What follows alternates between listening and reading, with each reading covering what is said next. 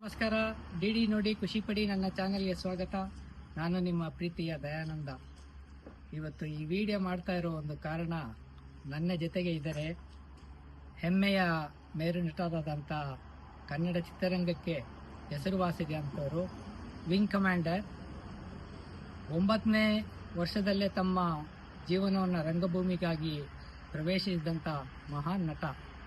ಯಾರು ಅಂತ ನೋಡ್ತಾ ಇದ್ದೀರಾ? 2 ನಿಮಿಷ ಬರ್ತೀನಿ. ನಮಸ್ಕಾರ ಪ್ರಿಯ ವೀಕ್ಷಕರಿಗೆ. ನನ್ನ ಹೆಸರು ದತ್ತಣ್ಣ ಅಂತ. ನಿಮಗೆ ಗೊತ್ತಿರಬೇಕು, ನಾನು ಇಲ್ಲೊಂದು ಸಿನಿಮಾಗಳನ್ನು ಮಾಡ್ತಿರ್ತೀನಿ. ಇಫ್ ಯು ಆರ್ ಅಪ್ಪ, ಐ ಆಮ್ ದೊಡ್ಡಪ್ಪ. ಆಯ್ತಪ್ಪ. ಹಾಗಾದ್ರೆ ನಾನು ಚಿರಂಜೀವಿಯಾಗಿ ಇರಬೇಕು. ನಾನು ಇದೀನಪ್ಪ. ನಾವು ಮದುವೆ ಮಾಡ್ತೀವಿ. ನಾವು ಮದುವೆ ಅದು ಕಾರ್ತಿಕದಲ್ಲಿ ಅಲ್ದ? ಹೌದು. ಆಗ ನಮ್ಮ ಮಾಂಗಲ್ಯ ಕೊಡಲಿಕ್ಕೆ ಕೂಡ ದುಡ್ಡಿತ್ತಿಲ್ಲ.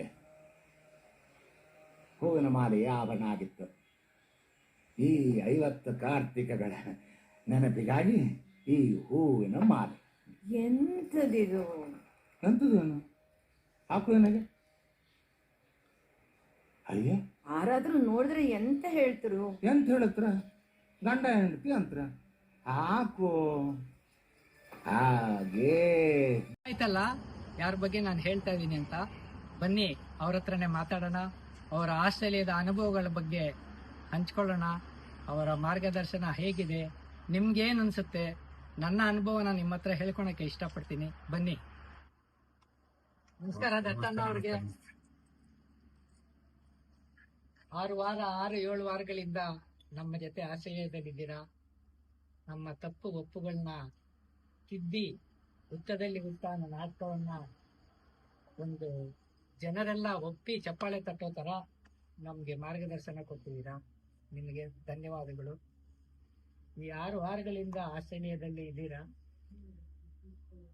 ನಿಮ್ಮ ಅನುಭವದ ಪ್ರಕಾರ ಭಾರತ ದೇಶ ಆಸ್ಟ್ರೇಲಿಯಾ ದೇಶದ ಒಂದು ಬದಲಾವಣೆ ನಿಮ್ಗೆ ಏನ್ ಕಾಣಿಸ್ತದೆ? ಶುರು ಮಾಡೋದಕ್ಕಿಂತ ಒಂದು ವಿಷಯ, ಪುತ್ತೂರಲ್ಲಿ ಒಬ್ಬ ನಾಟಕ ನಿರ್ದೇಶಿಸಿದ್ದು ಅರ್ಚನಾರಾವ್. ಮಾಡಿದ್ದು ನೀವು. ನನ್ನದು ಅದರೊಳಗೇನು ಪಾತ್ರವಿಲ್ಲ.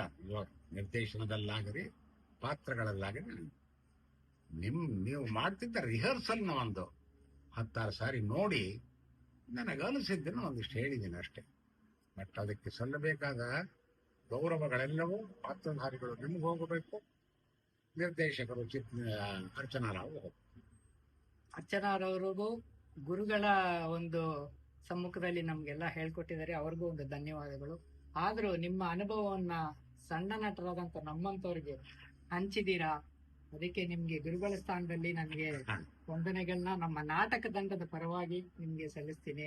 ಅದು ನಿಮ್ಮ ದೊಡ್ಡತನ.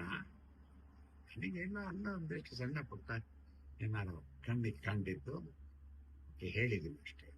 ಬಟ್ ಮೇಜರ್ ಆಗಿ ಮಾಡಿರೋ ಅದಕ್ಕೆ ಸಲ್ಲಬೇಕಾದ ಎಲ್ಲ ಗೌರವಗಳು ನಿಮಗೂ ಸಲ್ಲಬೇಕು. ನಿರ್ದೇಶಕರಾದ ಅರ್ಚನಾ ರಾವ್ ಅವ್ರಿಗೂ ಸಲ್ಲಬೇಕು.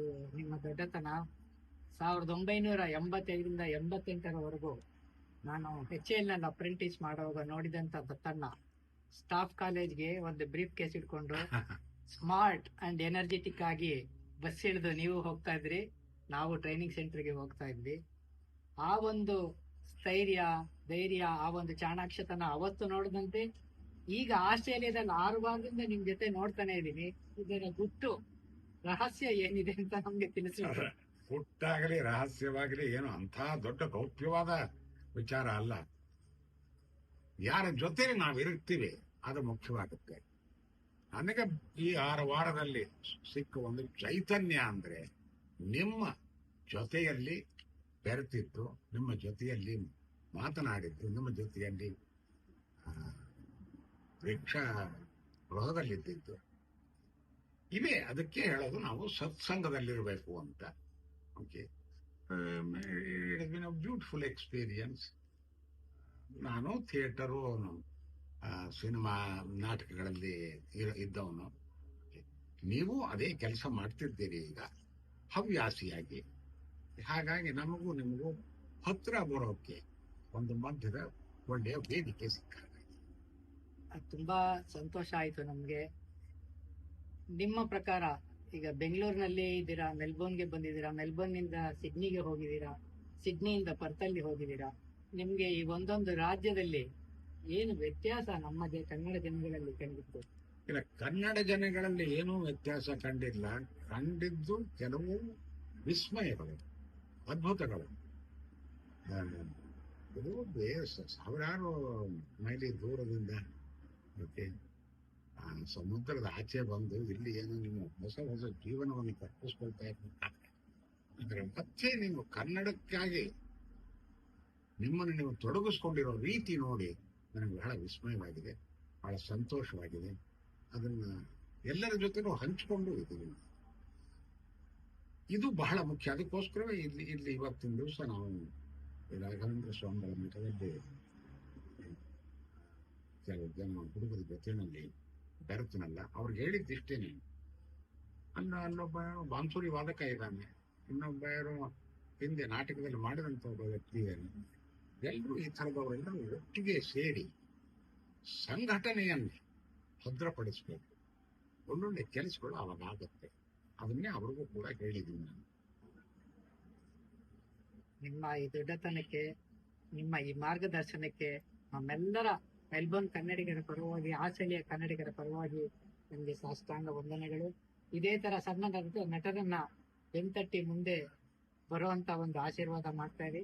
ನಿಮಗೆ ಈ ನನ್ನ ಚಾನಲ್ ಡಿ ನೋಡಿ ಖುಷಿ ಪಡಿ ಚಾನಲ್ಗೆ 5 ನಿಮಿಷಗಳ ಕಾಲ ನನ್ನ ಜೊತೆ ಸಂತೋಷವಾಗಿ ಮಾತಾಡಿ ನಿಮ್ಮ ಅನಿಸಿಕೆಗಳನ್ನ ಹಂಚ್ಕೊಂಡಿದ್ದಕ್ಕೆ ನನ್ನ ಸಾಷ್ಟಾಂಗ ವಂದನೆಗಳು. ನಾನು ನಿಮಗೆ ವಂದನೆಗಳನ್ನು ಹೇಳಬೇಕು. ಯಾಕೆ ಅಂದ್ರೆ ನಿಮ್ಮದೇ ಒಂದು ಪ್ರೇಕ್ಷಕ ವರ್ಗವನ್ನು ಸೃಷ್ಟಿ ಮಾಡಿದ್ದೀರಿ. ಆ ಪ್ರೇಕ್ಷಕ ವರ್ಗಕ್ಕೆ ನನ್ನನ್ನು ತಲುಪಿಸ್ತಾ ಇದ್ದೀರಿ. ಹಾಗಾಗಿ ಅದು ದೊಡ್ಡ ಕೆಲಸ. ಅದು ಚೆನ್ನಾಗಿ ನಡೀಲಿ. ನಿಮ್ಮ ಈ ಒಂದು ವೇದಿಕೆ ಹೆಚ್ಚು ಹೆಚ್ಚು ಜನಕ್ಕೆ ತಲುಪಲಿ. ಒಳ್ಳೆ ಕಾರ್ಯಕ್ರಮಗಳನ್ನ ಅದರೊಳಗೆ ಹಮ್ಮಿಕೊಳ್ಳಿ ಅಂತ ಹೇಳಿ. Thank you very much. ನಮಸ್ಕಾರ. ಹೀಗೆ ನನ್ನ ಚಾನೆಲ್ ಡಿ ನೋಡಿ ಖುಷಿ ಪಡಿ ನೋಡ್ತಾ ಇರಿ. ದತ್ತಣ್ಣನವರಿಗೆ ದೇವರ ಆರೋಗ್ಯ ಐಶ್ವರ್ಯ ಕೊಟ್ಟು ನಮ್ಮಂತ ಸಣ್ಣ ನಟರನ್ನ ಬೆಳೆಸುವಂತ ಮನೋಭಾವ ಅವರಿಗೆ ಕೊಟ್ಟಿದ್ದಕ್ಕೆ ವಂದನೆಗಳು. ನಮಸ್ಕಾರ.